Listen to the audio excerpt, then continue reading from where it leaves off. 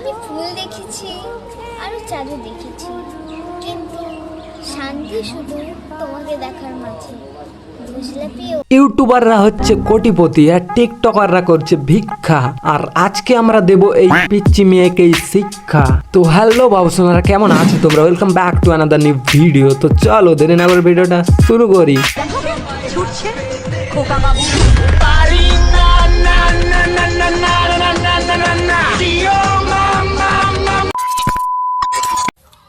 আগে জানতাম হোলি খেলার জন্য আবির আর রং লাগে, এখন তো দেখছি হোলি খেলার জন্য প্রিয় মানুষও লাগে।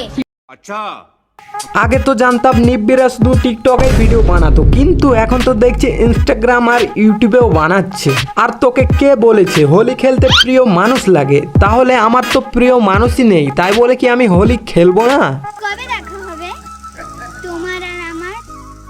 সস্তার নেশা আর ভালোবাসা দুটোই সমান কাজ করে, কিন্তু এই পিচ্চি স্কুল যাওয়া বাদ দিয়ে সারাদিন ভিডিও শুট করে।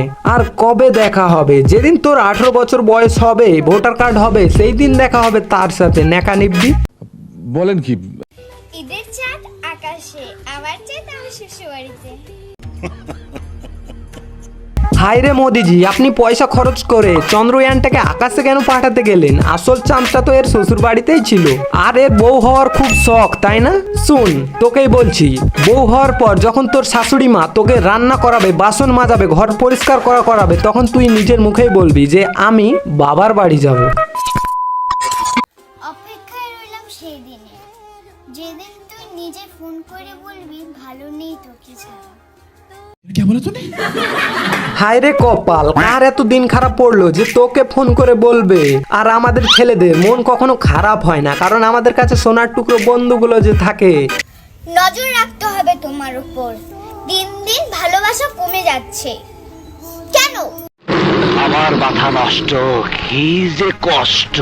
মনে হয় পোলিওর ফোঁটাটা ঠিক করে মুখের মধ্যে পড়েনি, তাই মাথাটা খারাপ হয়ে গেছে। আর তুই যেটাকে ভালোবাসা বলছিস সেটাকে ভালোবাসা বলে না, সেটাকে বলে হালকা বয়সে পেছন পেকে যাওয়া।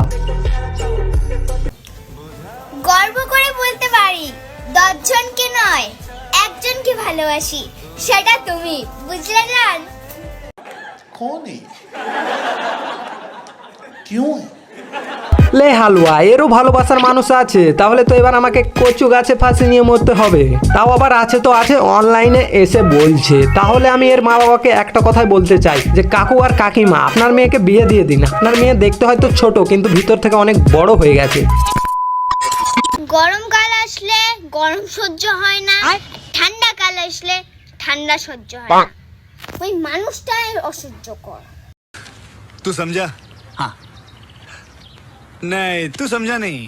সহ্য কি করে হবে? যেমন কুকুরের পেটে ঘি সহ্য হয় না, তেমন এদের রকম মেয়েদের ঠান্ডা গরম সহ্য হয় না। আর ওই মানুষটাই অসহ্যকর বলতে তুই এখানে কার কথা বলতে চাইছিস? ভগবানের? ভগবান তোকে পৃথিবীতে পাঠিয়েছে, সেটাই তোর কাছে সৌভাগ্য, আর তুই ঠান্ডা আর গরম নিয়ে পড়ে আছিস।